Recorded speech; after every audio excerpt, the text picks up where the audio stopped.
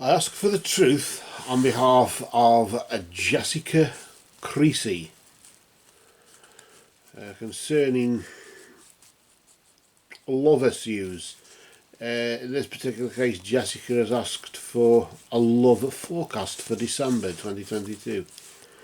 As we're just entering therein. We just ask for some guidance and insight into this matter in the name of truth. Right conduct, peace, love and non-violence. Blessed be to the truth always.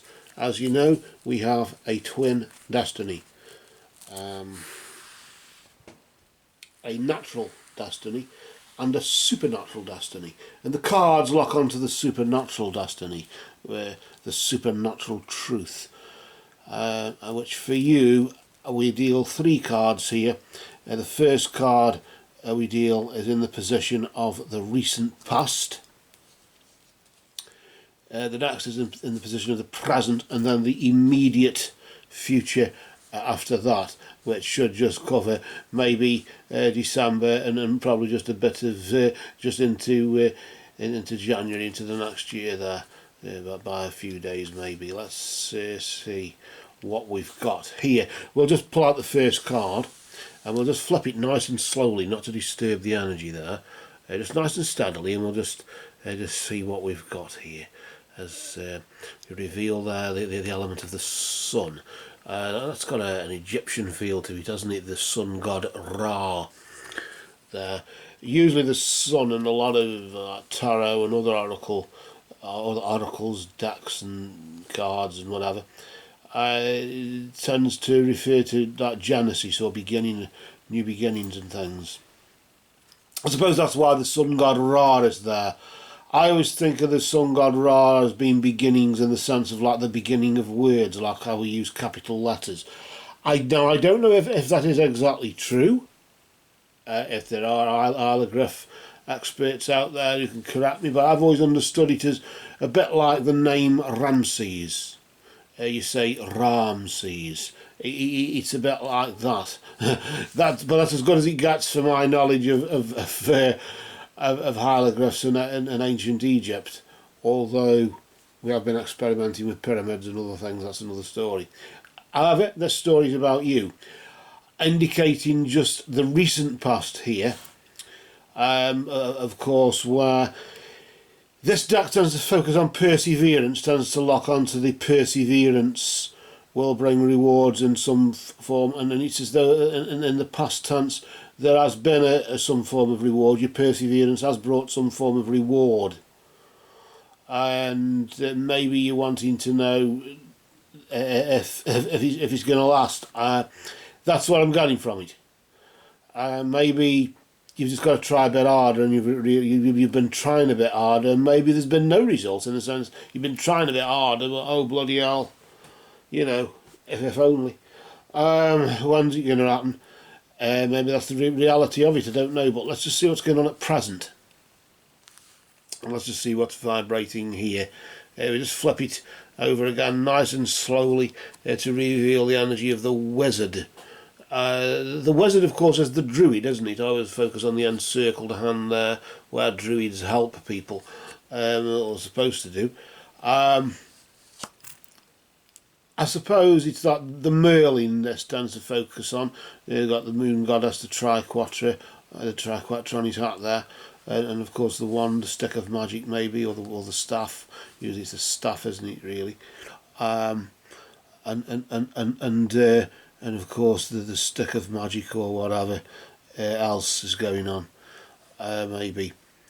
But either way, the stick of magic or the staff or whatever, the staff is usually what druids use, and shamanism, core shamanism, witches. I use one myself, although there's a runic staff, isn't it? You can get different ones, put runes on, and then as you recite the runic script, the incantation around it, it's supposed to energise it and bring out the life force of the staff, isn't it? And energise it and send it with the crystal or whatever you've got on top there to help direct the energy.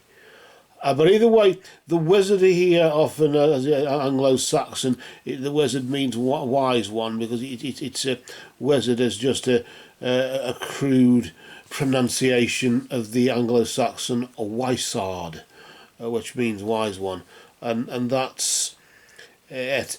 I always focus on, as I say before, I always focus on the beard, the longevity or the wisdom, because it takes a long time for a beard to grow.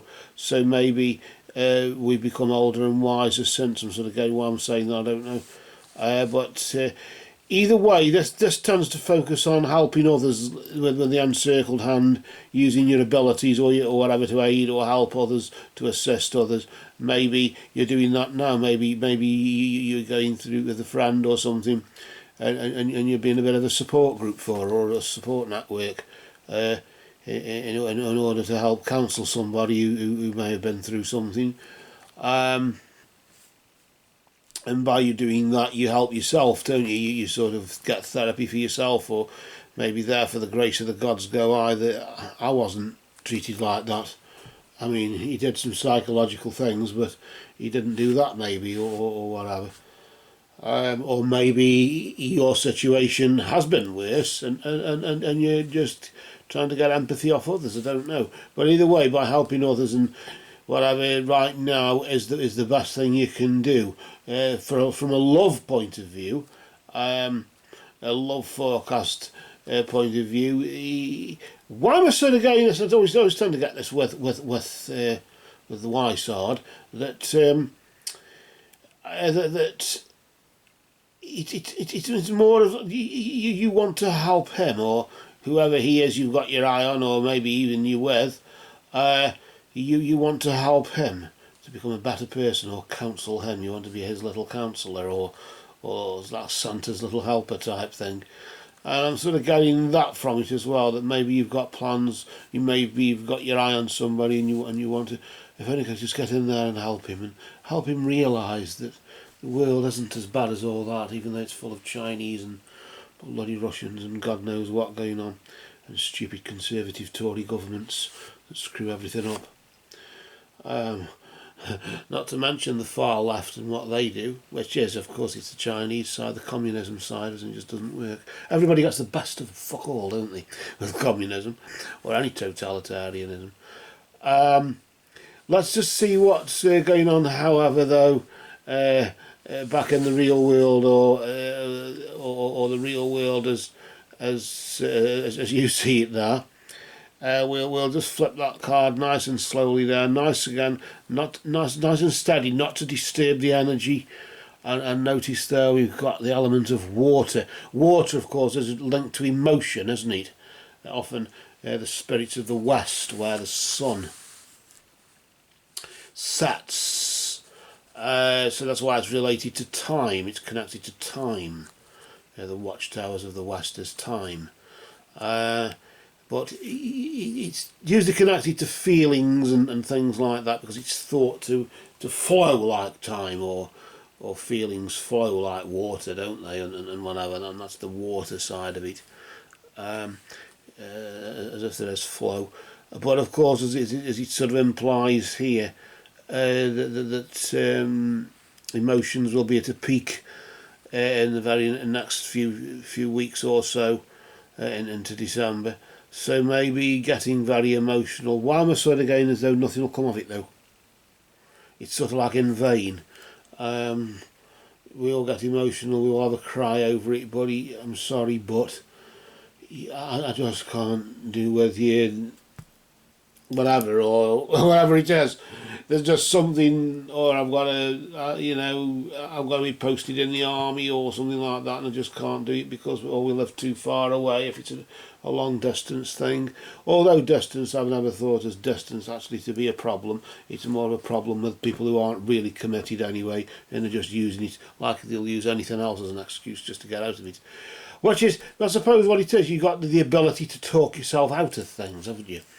And maybe that's really all it seems to be right now. I'm going to leave it there just for now, though, because you only wanted for December, which is or next month or next month, which is from one phase to the next. It's usually from a new moon to the next new moon, or from one new moon to another, and that's called a moon. It's about 27 point something days usually, and that's that then. So we'll leave it at that just for now, and we'll just cast a dark shadow of supernatural truth, which is always the truth, over these cards that for you, just for now, have spoken.